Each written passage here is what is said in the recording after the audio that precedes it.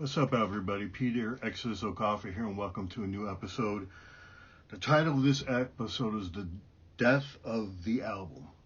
Interestingly enough, we've gone the record industry has gone full circle. Going back to Ed Ward and his two-part history, his first book was started in the late 40s and went to 1964, and the early record business was single driven. And interestingly enough, um, uh, as I said earlier, before rock and roll was king, jazz was king. And back then, jazz was done on 78 RPM, not what was it, 33, what we're used to for albums. And even in the late 40s, Miles Davis's first albums were on 78. But when Elvis and those folks broke through, and all those folks from the 50s, Chuck Berry, Chubby Checker, Fats Domino, Buddy Holly, they were singles artists, and at the time, not many people, in the 50s had record players, and so the big thing was and a lot of the radio stations did not play rock and roll very much. They'd only play a couple hours, maybe a week. So one of the big things, even outside of radio, was the jukeboxes. And so, interestingly enough, the first records were acetate, not vinyl, and they wore out. And so, after they wore out from playing in the jukeboxes, they'd be sold. And so that was the weird kind of dynamic going on there. So Elvis came out of the singles era, and at some point, I'm going to talk about the big sellers and the big hitters in music history, and Elvis is the king of the singles era. But it's interesting if you look at the catalogs from Elvis and James Brown and Aretha Franklin. I'm a huge James Brown fan, but really,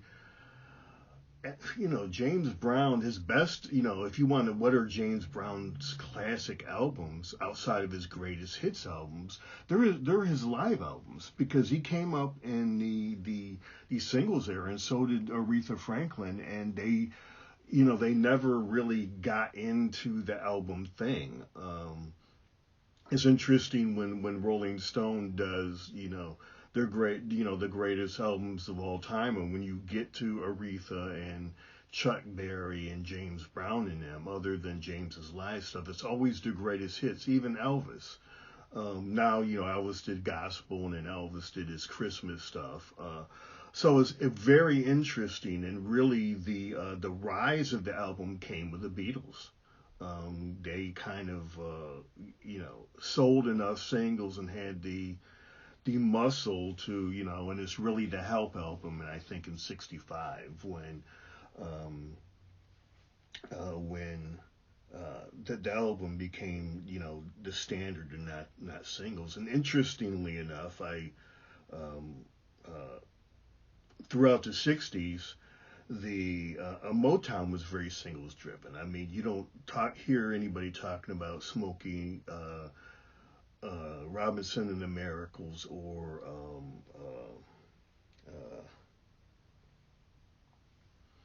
their great albums, because they were singles. Even the Supremes, you hear about their songs and their string of great hits they had, but you don't hear about their albums. And really, Motown did not get into the album game, and Stax did not get in the album game until the '70s. I mean, from Motown, it was What's Going On by Marvin Gaye, and it was Isaac Hayes, I think, Hot Buttered Soul for Stax. So so the rock was got into the album era, and where the album was king quicker than soul and R&B. So as I said, with these younger artists, I tended to try to find venues that, particularly Spotify is very good for their playlists, and so I try to go, find good playlists to listen to try to figure out what's going on, with this newer music. So outside of Outkast and Ye and Kendrick Lamar and Beyonce, I don't, wade into albums too much. I will with Post Malone too. But so why did the what led to the rise again of singles? Uh, the Song Machine, I mentioned that and that earlier, and I'll come back with I'll try to think of the author of that. John Seabrook's the author. And really, iTunes, paved the way. I talk about this and does Today's Music Suck a little bit. iTunes effect on the current music scene. So on iTunes, you could buy a song for 99 cents or an album for $9.99. But let's take for instance Stevie Wonder's Songs in the Key of Life. There are more than can't remember how many songs are on the album off the top of my head, but there's more than 10. So so I guess if you pay the $9.99, you get a bargain. So with that model that Steve Jobs basically and the record labels bought. I don't know, they bought that model. It really forced or made it more advantageous for artists to focus on singles rather than albums. And because everybody's always wanted to jump around. I mean, you could jump around and listen to your favorite songs on a record. For those old enough to remember cassette tapes, you couldn't, and you had to rewind here and rewind there. For the most part, you could with CDs. 8-track tapes, you couldn't. I mean, 8-track tapes were, you had to wait. There was a button where you could jump ahead, but it was, songs were in these weird pods. You never kind of knew what pod you were going to land on. So it was kind of weird, bouncing around trying to get songs. So yeah, it was iTunes and the 99-cent song that really, is if if you stick to 10 songs an album, you're good. But the old school albums, and for the folks trying to do concept albums like Pink Floyd and The Who and whatnot, this new model discouraged that. So, I mean, it's, nowadays artists make most of their money off of touring, merchandise, and So, I mean, a few make money off of streaming. So, but you get a top 5 song, that's $1 million. So that's really the vehicle for albums now, is to try to get as many albums or songs on the radio as possible. And the interesting thing is, I was on a trip I don't know, 2 months ago, and there was a radio station in northern Indiana, on 69, that proudly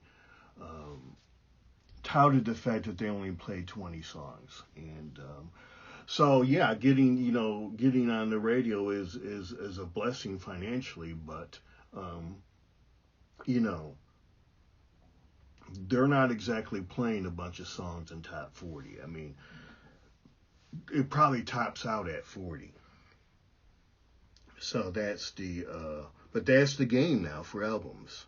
And so yeah, I mean, all these boomers and Gen Z say, or I mean Gen X say, these albums sound the same. Well, that's why, because there's only a narrow band where the money's at, and if the gold mine on the music is to get is to try to get a top 5 hit.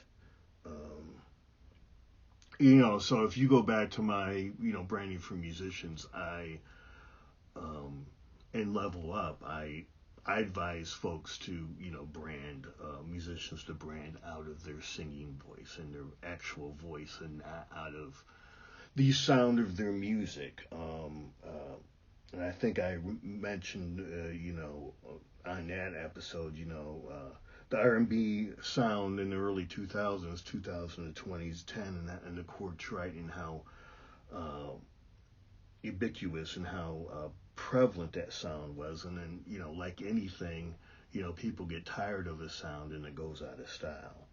Um, the other thing is, it's always been this way with record companies, but they're not looking for the next big thing. They're looking for, it's a copycat thing. So hey, I want a song that sounds like this, and you know, the Song Machine talks about, how song making is very different, and how it's harder to make money, writing songs, but the folks that do, everybody taps the same people now. Yeah. So it's interesting. I'm sort of making my way slowly through Machine Gun Kelly's catalog, and he's kind of a poster child of kind of what's going on in the music industry, because he started off doing hip hop and now he's doing punk. But they won't let him blend the two, and it's just kind of like, it's like an abrupt shift, it seems, from. And again, he might have a couple of songs where he blends punk and hip hop, and I know he would throw a punk song in every once in a while in his earlier hip hop albums. But why can't you can do both, or you could have at one time. And it kind of reminds me, as a writer, going to writers conferences in science fiction and fantasy, because same bit, the book publishing industry is also very conservative, and they were always like, you can't mix science fiction and fantasy, pick one. And of course I do that in every single, pretty much every single story I write, I mixed the two, and that's kind of why I decided to self-publish. And the other thing, it's interesting because if you really take a hard look at how record labels have marketed their product over the years, they market songs, and I've said this before, and I'll say it again. The great songwriting is fundamentally the ticket to being successful in the music industry. But they've never been.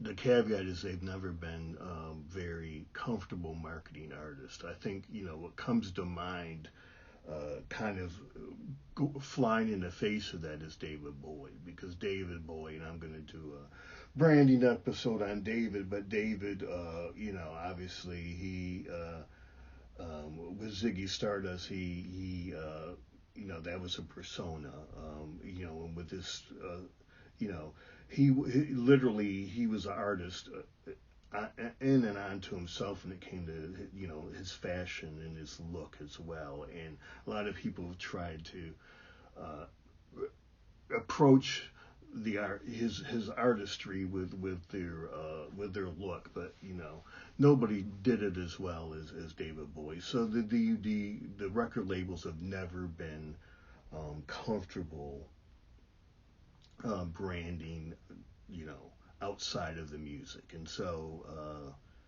which is interesting, because if you look at Apple, if you look at Google, you look at the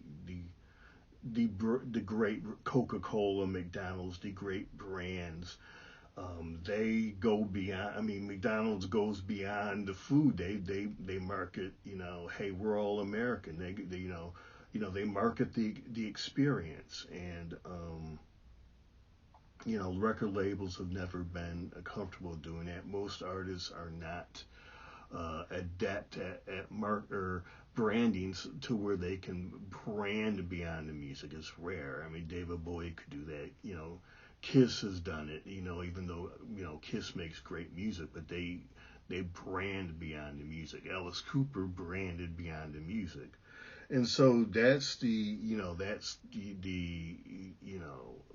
long-term issue here that's going on. And again, the record labels, I put a lot of the blame on them as far as at least when it comes to the mainstream music, why, uh, it appears that the music industry is so lackluster.